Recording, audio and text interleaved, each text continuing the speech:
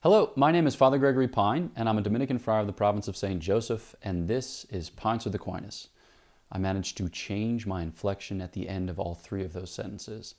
Yikes, sweet Christmas. Okay, so in this episode, I want to talk about whether our Christian lives are always going to be this hard, or whether we can hope that our Christian lives might somehow get easier, or might somehow get more enjoyable. Because, yeah, it's just tough to be Christian, and sometimes I wish that it were less tough. So let's take a look at it.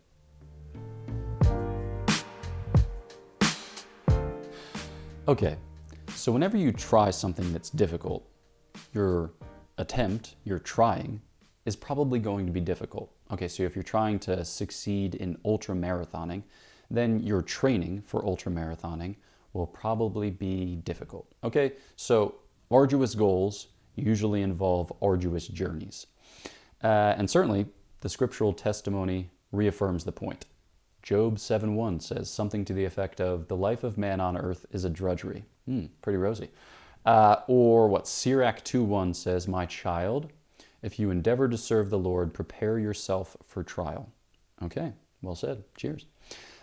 Okay, but on the other hand, there are these promises in the sacred scriptures which testify to a life of abundance, which we can hope to enjoy even at present. Okay, so John 10:10 says, like, I came that you might have life and have it in abundance.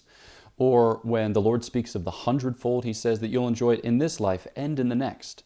And when speaking of the next life, eye has not seen, ear has not heard, nor has it so much as dawned on the heart of man what God has ready for those who love him. I think that's like 1 Corinthians, maybe. I apologize for the horseshoes and hand grenades approach to sacred scripture. I should know it better. Okay, so what people will often do with this question is they'll say, here's the deal. Life on earth, tough, stinks. All right, life in heaven, awesome, does not stink. So you just got to go through the stink in order to get to the not stink. Okay, that's all well and good, and I think it's true to a certain degree, or up to a certain point. But I don't want to explain it as if you just deny yourself all kinds of good things here and put up with all kinds of bad things. And then in the next life, you don't have to put up with bad things, and then you get all kinds of good things. Because, yeah, it's just strange, right? Because our life isn't a life of, like, delayed gratification. It's a life of progressive acclimatization. C.S. Lewis famously says that for those who end in heaven, they'll look back at their life on earth, and they'll know it to have been heaven on earth. St. Thomas will talk about this present life as the beginning of beatitude. Because why? Well, because we can partake of the life of grace. And grace is a sharing in the divine nature. And in heaven, we get the perfection of that sharing in the divine nature with glory. But there's no real distinction between grace and glory. Glory is just grace that you can't lose, that can't be diminished, that we have no like fear or anxiety about. It's just boom, you're just swimming in God, and it's awesome. So I don't want to just say, yeah, this life stinks and then the next life doesn't stink. So just put up with this life and the next life needn't be put up with. Because I think that, yeah, we're trying to live the next life at present. So I think the key to working our way towards a helpful solution is through the life of virtue. Okay, I talk about the life of virtue with some frequency, and that's because it's important, and so I think it's worth talking about, even repeating about, a good bit. So what is virtue? So a virtue is a habit of mind or heart whereby we act for the good under the influence of intellect and will, and we do so in a way that's easy, prompt, and joyful. All right, so it's a habit of, I'll just kind of simplify this / shape it up. It's a habit of the mind and heart. So a habit is like a stable disposition, stable or permanent disposition, whereby we act for the good. So it trains us on the good. It inclines us towards the good. It kind of reaffirms our pursuit of the good. And it makes us to pursue that good in a way that's easy, prompt, and joyful. Okay, so that suggests that it gives us a facility for the good. It trains us up in our appreciation of the good, and it just makes it altogether more enjoyable for us to obtain and nourish our lives on whatever good is at stake. Okay, now we often think about virtue by comparison to vice. Okay, so vice is also a habit, all right, so a stable or permanent disposition, also of the mind and heart, but it trains us on the apparent good or the lesser good, or one might say, in context, the evil. Okay, and it actually gives us a certain facility for what is contrary to our nature. So the very, very well-established cheater can actually take a certain delight in his cheating. because he's gotten so good at it, because he's like, look at these suckers, they think that I know the answers. I don't know the answers. I've just transcribed them on the back of ... whatever it is, okay? So virtue and vice. When we usually just put it in those terms, and it sounds like it's what would you say? It's like a switch that you flip. I was about to say it's like a flitch that you swick, but that doesn't make any sense. All right, so it's not like a switch that you flip, because it's more along the lines of a spectrum than it is along the lines of just A or B. So in this sense, so on the one end of the spectrum, there is virtue. On the other end of the spectrum, there is vice. But in between those 2 points, the alpha point and the omega point, maybe I should say the alpha point and the omega point, regardless, there are stages through which one might pass, okay? And they have silly names, which come to us from translation of Aristotle's works. So on the side towards vice, we find incontinence, and on the side towards virtue, we find continence, okay? Now, what are these things? Well, we've defined virtue as a habit of mind and heart, or a habit of mind or heart, that inclines us towards the good in a way that's easy, prompt, and joyful. And we've described vice in the contrary sense. Now, when we do something virtuously, all right, we recognize it as good for us, we receive it as good for us, and it doesn't cause us great difficulty, right? It doesn't cause us great stress, because it's almost as it were automatic, because we've done it so many times, or it's been poured into our hearts so generously by God that we have a facility for it. It's like a second nature. It's kind of like a virtuosity of our character. So think about the person who is filing her taxes. And let's say that she's just a thoroughly good and upright individual, and when she's filing her taxes, she does so with a certain care and scrupulosity, not because she's worried about getting caught for it, or like making a mistake, but because she takes a delight in doing the good, and that doing the good comes naturally to her, because she's been raised that way and she's been formed that way. Okay, now on the other hand, the vicious person, just fills out the tax document fraudulently, claims whatever money she can lay hold of, and then doesn't think twice of it. It doesn't cause her any anxiety. It doesn't cause her any stress or division of heart, because she's so established in these patterns of behavior.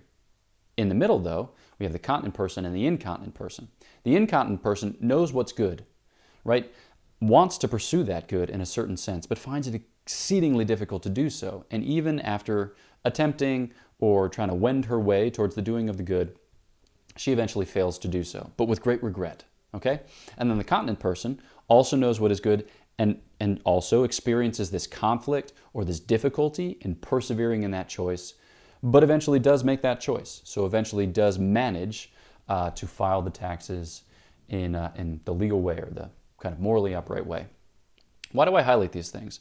Well, because I think that a lot of us envision virtue as if it were continence. When we think about, like, what does it mean to be virtue? We're like, it just means struggling all the time, okay? And when you struggle enough, then you're great because you're a moral juggernaut. But that's not the point. The point of being Christian isn't to be a moral juggernaut. The point of being a Christian is to know and to love God, to be so ravished by the vision of God, to be so enthralled by the charity of God, that you just cannot but look, right? You cannot but embrace, because you become the type of person for whom all alternatives to the vision and love of God are just no longer a temptation. G.K. Chesterton says of St. Francis of Assisi that he could only be tempted by a sacrament. Okay, that's what we want.